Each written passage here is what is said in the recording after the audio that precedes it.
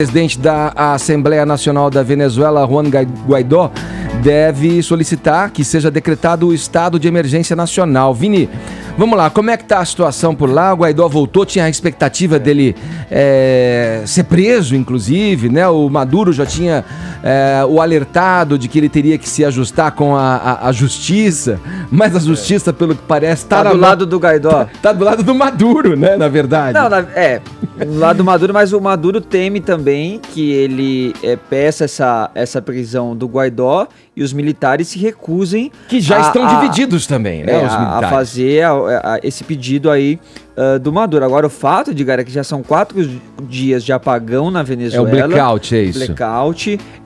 Falta ainda menos água, falta ainda menos comida, ainda menos pessoas já... medicamentos, as pessoas estão morrendo. Mortas, e o Guaidó está tentando encurralar aí cada vez mais o Maduro, vai fazer esse pedido aí hoje na Assembleia Nacional por um pedido de emergência nacional ali na Venezuela, né, Edgar? O problema é que ele tenta cada vez mais trazer ajuda humanitária para o país, mas do outro lado, Maduro, com todas as forças, tenta impedir que essa ajuda chegue na Venezuela, barrando as fronteiras, né, incendiando os caminhões que chegam com comida, com medicamentos.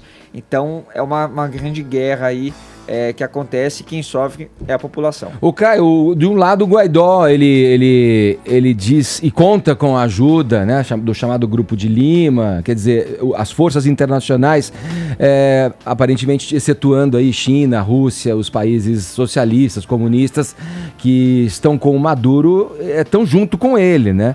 Por outro lado, o governo brasileiro, através da figura do general Heleno, do próprio Mourão, diz que o Brasil, historicamente, na sua diplomacia, nunca fez essa interferência e é o que defendem as pessoas, digamos, com um olhar dentro de uma situação razoável. Não, olha, vamos estar juntos, mas não vamos oferecer força do exército, enfim, nessa intervenção. Como é que fica o Guaidó aí? Porque ele está sendo pressionado a decretar essa intervenção estrangeira aí como uma força para derrubar o Maduro, né, também.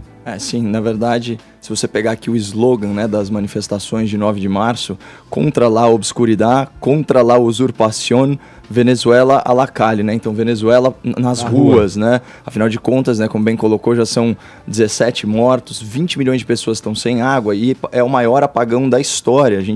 A última vez que eu me atualizei sobre o assunto, às 9h44, ainda estava sem energia na Venezuela. Você imagina isso do ponto de vista hospitalar, do transporte público, do sistema bancário. Isso é o caos total. E muita gente falando que isso é uma conspiração governamental justamente para esvaziar as manifestações anti-Maduro, né? Então é um apagão aí arquitetado. Olha só, você falou sobre a pressão, né, que o Guaidó está sentindo. Olha a frase dele: temos avaliado todas as opções para alcançar os objetivos desse movimento. Todas as opções estão sobre a mesa e dizemos isso com responsabilidade, né? Eu entendo e compartilho a frustração que é sentida. Eu também perdi familiares por falta de medicamentos. Agora não podemos ser vítimas do desespero. Só lembrando, para dar um caso, que, por exemplo, a crise de sarampo, a epidemia de sarampo na Venezuela, aqui no Brasil gerou 1.700 casos confirmados, 10 óbitos e mais de 10 mil casos suspeitos. Agora, qual que é a pressão que ele está sofrendo? Principalmente de exilados políticos fora da Venezuela, né, de alguns grupos internacionais e tem inclusive juízes do Tribunal Supremo, que é o STF, que foram exilados, que estão pressionando ele.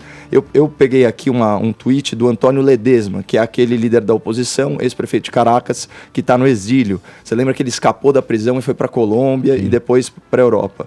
Ele diz o seguinte: vamos, presidente, solicite formalmente intervenção humanitária, solicite à Assembleia Nacional aplicar o artigo 187 da Constituição para deter extermínio, genocídio e destruição do que restou do país. Aí ele dá uma ênfase: antes que seja demasiado tarde. Então existe toda uma corrente falando para invocar o item 11 da Constituição, porque na visão desse pessoal já não dá mais para esperar. E o que estabelece o item 11? Ele fala que o Poder Legislativo pode, abre aspas, autorizar o uso de missões militares venezuelanas no exterior ou estrangeiras no país. O Guaidó está em cima do muro em relação a essa questão. Às vezes ele pende para um lado, às vezes ele pende para o outro, até porque ele sabe que não faz tão bem para a imagem do governo interino apelar para ajuda militar estrangeira. A militar, a humanitária não, mas a militar sim, porque já coloca ele como um vassalo aí de potências internacionais. Então, o ponto é que gradualmente a maré está mudando para favorecer o Guaidó. Você falou aí do Grupo de Lima, mas já são mais de 50 países que o reconhecem como presidente interino. Começou a haver uma adesão incipiente dos sindicatos. Alguns sindicatos já começam a apoiar a oposição, né? E tem os militares de média patente que estão desertando do exército. Então, gradualmente, Maduro vai caindo de podre. E a nossa pergunta do WhatsApp, hein? O que as pessoas estão achando aí do governo de José de Abreu? Quem? Então, dar uma espanholada, uma portunhosada. Aliás, vamos prestar um serviço. É ele- fake o prints e que o Bolsonaro tá mandando uma indireta pro José de Abreu e o Guaidó da Venezuela responde. Muita gente tá marcando como se fosse verdadeiro. Em tempos de hoje a gente tem que dar a não notícia, não é Ai, mesmo? Deus. Não é verdade que...